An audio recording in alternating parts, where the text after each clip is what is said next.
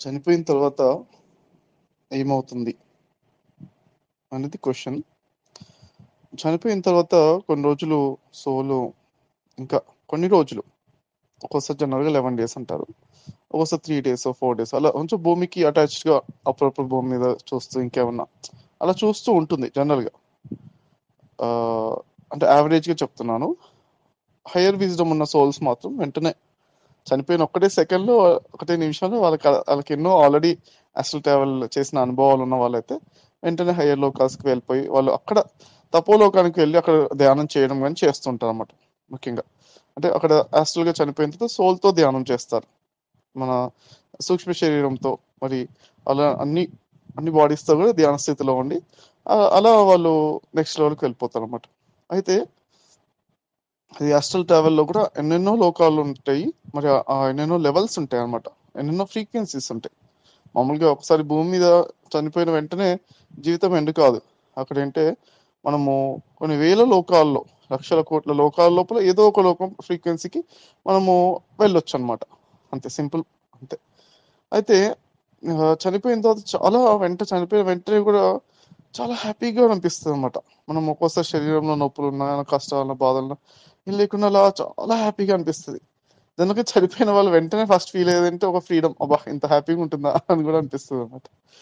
అది నేను ఎలా తెలుసుకున్నానంటే, ఆ, అంటే చాలా మందిని పాస్ట్ లైఫ్ రిగ్రెషన్ తీసుకెళ్ళినప్పుడు వాళ్ళకి పాస్ట్ లైఫ్ లో చనిపోయిన వెంటనే ఎలా ఉంది అని అడగడం వల్ల కూడా, అబ్బా అప్పుడు దాకా ఉన్న ఒక కష్టాలు అదేంటి, లేకపోతే ఆ శరీరం నొప్పులు, ముసలితనం అవన్నీ లేకుండా ఒక్కసారి ఫ్రీ అయిపోయినామంటే అబ్బా ఎంత హ్యాపీగా ఉందో అని చెప్పారు చాలా మంది.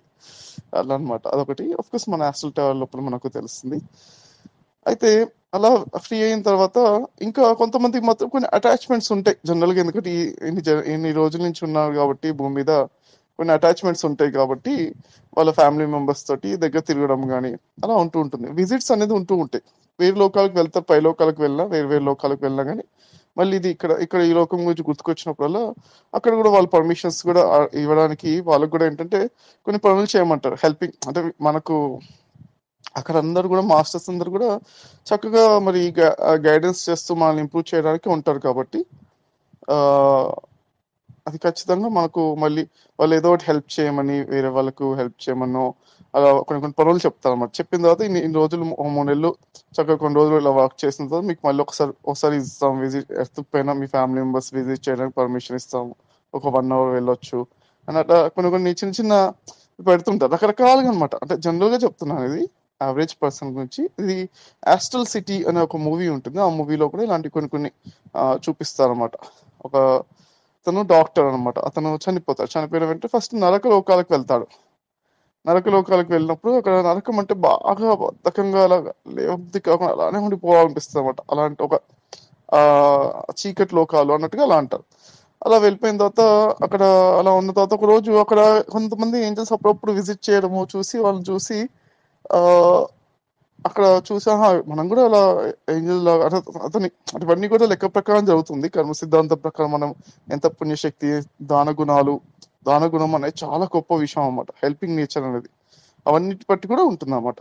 సో మనకు ఆయన కలిసి వస్తే ఆయన అలా అలా చూసి ఆ విధంగా మనం కూడా ఎవాల్వ్ అవ్వచ్చు అని ఎప్పుడైతే అనుకుంటారో అప్పటి నుంచి ఆ నరక లోకం నుంచి బయటకు వచ్చేస్తాం అనమాట. వచ్చేసిన తర్వాత వేరే లోకానికి వెళ్తే అక్కడ ఒక చక్క సిటీ ఉంటుంది అనమాట అక్కడ. అందుకే ఆస్ట్రల్ సిటీ అని పెట్టారు దాని పేరు, ఆ మూవీ పేరు. ఆయన బుక్ కూడా రాశారు అనమాట.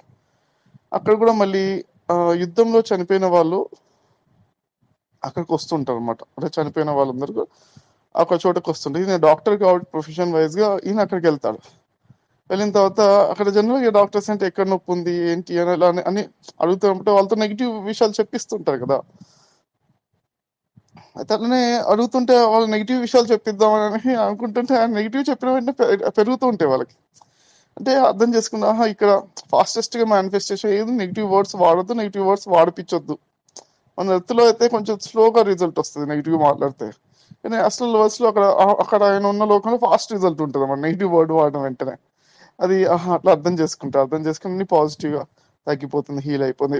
ఇలా పాజిటివ్ గా మాట్లాడడం స్టార్ట్ చేస్తే అలానే ఆయన డాక్టర్ గా మంచి చేస్తుంటే ఈయన చెప్తారనమాట, మన ఫ్యామిలీ మెంబర్స్ దగ్గరికి వెళ్ళి రావాలి, చూసి రావాలి అంటే సరే అనేసి వాళ్ళు ఒక ఇలానే ఒక 3 మంత్స్ అందరికి సేవ చేయండి. చేసిన తర్వాత మీకు ఒక half an hour, 1 hour visit మీకు ఫ్యామిలీ చూడడానికి ఇస్తాము అని చెప్తే భూమి మీదకొస్తారు.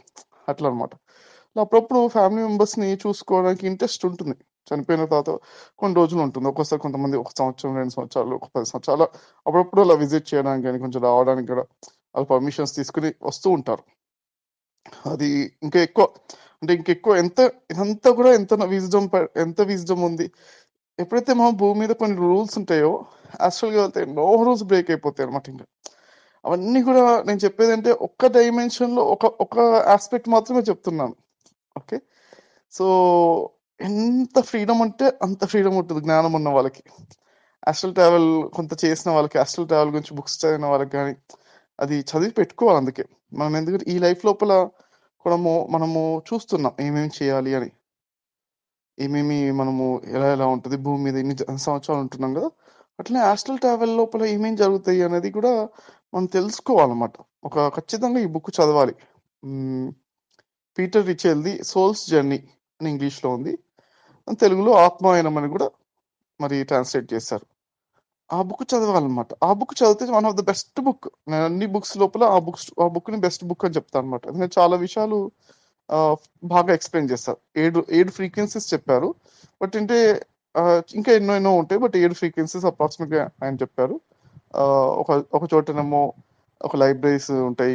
ఒక చోటనేమో అన్ని మనము ఆర్ట్స్, మ్యూజిక్, డాన్స్ ఇలాంటివన్నీ నేర్చుకోవచ్చు. అన్ని స్కిల్స్ నేర్చుకునేది. ఒక లోకం యొక్క ఫ్రీక్వెన్సీని, తపోలోకాలని ఇలా కొన్ని కొన్ని ఫ్రీక్వెన్సీస్ చెప్పారన్నమాట. అలానే మనకు అసలు ట్రావెల్ అంటే అన్ని కోరికలు నెరవేరే కల్పవృక్షము, స్వర్గము, కామధేను ఇలాంటివి కామధేను అని ఇలాంటివన్నీ కూడా అక్కడ ఉంటదన్నమాట. వెంటనే వాళ్ళకి అన్ని ఏమైనా కోరికలున్నా నెరవేరుతూ ఉంటాయి. కాబట్టి కొంచెం ఫుల్‌ఫిల్ అవుతూ ఉంటారు. మంచిగా అది ఫ్రీ అయిపోతూ ఉంటారన్నమాట. అలా కొన్ని విషయాలు మనము తెలుసుకోవాలి. వాళ్ళు ఎప్పుడైతే మనము వాళ్ళు బాడీ వెకేట్ చేస్తారో ఎవరైనా వాళ్ళు వాళ్ళు ఎప్పుడైనా అంటే మనము పాజిటివ్‌గానే థింక్ చేయాలి. అలానే వాళ్ళు మంచిగానే ఉంటారని అనుకోవాలి. అలానే ఉంటారు కూడా జనరల్‌గా. Okay. 'What dreams may come' అని ఒక సినిమా ఉంది. ఆ సినిమా లోపల కూడా ఒక హీరో చనిపోతాడు. చనిపోయిన తర్వాత తను యాక్చువల్‌గా మంచి స్వర్గలోకం అంటే మంచి అందమైన లోకాలకు వెళ్తాడన్నమాట. ఓకే. అలా వెళ్ళిన తర్వాత ఇక్కడ వీళ్ళ వైఫ్ కొన్ని రోజులు చూసి బోర్ కొట్టేసి ఆమెకి ఈయన లేడు కదా! ఈయన పోయాడు కదా! ఈయనేమో హ్యాపీగా ఉంటాడు అక్కడ. కానీ ఈమెకు తెలీదు. డిప్రెషన్‌లోకి వెళ్ళిపోతూ ఉంటది. వెళ్ళిపోయి ఒక 6 నెలలో, 1 ఇయర్ తర్వాత ఈయన అప్పుడప్పుడు చూస్తుంటాడు కూడా. తర్వాత ఈమె తట్టుకోలేక బాధ పడుతూ ఉంటుంది. బాధపడాల్సిన అవసరం లేదు. ఈయన అక్కడ స్వర్గంలో హ్యాపీగా ఉన్నాడు ఆయన. ఎవరైతే బాధపడతారో ఆ బాధకు తగ్గట్టుగా అలాంటి లోకాలు సృష్టించబడతాయి అన్నమాట. అయితే దానికి ఆమె ఏం చేస్తే సూసైడ్ చేసుకుంటే సూసైడ్ ఎప్పుడైతే చేసుకుందో ఆమె నరక లోకాలకు వెళ్తుంది అనమాట. వెళ్ళేసరికి ఇంకా ఈయన అక్కడ ఉన్న గైడ్స్ ని అడిగి నేను చాలా ప్రేమిస్తాను ఆమెని, నా వైఫ్ ని. నేను ఆమె దగ్గరికి వెళ్తాను అంటాను అనమాట. అంటే అలా వెళ్ళడానికి అంటే ఫ్రీక్వెన్సీ మ్యాచ్ అవ్వదు కదా! మీరు స్వర్గంలో ఉన్నారా? ఆమె నరకంలో ఉంది.